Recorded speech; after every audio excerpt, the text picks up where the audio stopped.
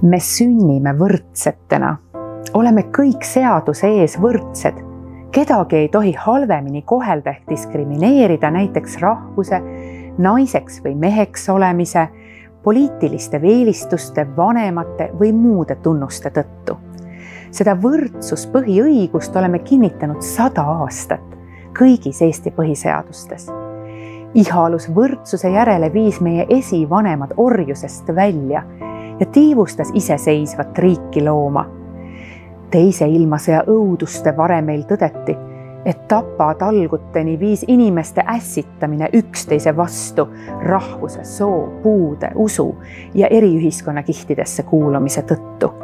Sestap on ka vaba Eesti põhiseaduses selline vihkamise ja diskrimineerimise õhutamine karistatav. See on ainus paragrahv põhiseaduses, kus karistamisele otsesõnu voli antakse.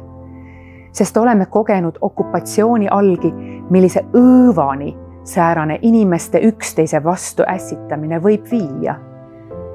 On kriitikuid, kes küsivad, inimesed on ju nii erinevad, mis võrdsusest me saame rääkida.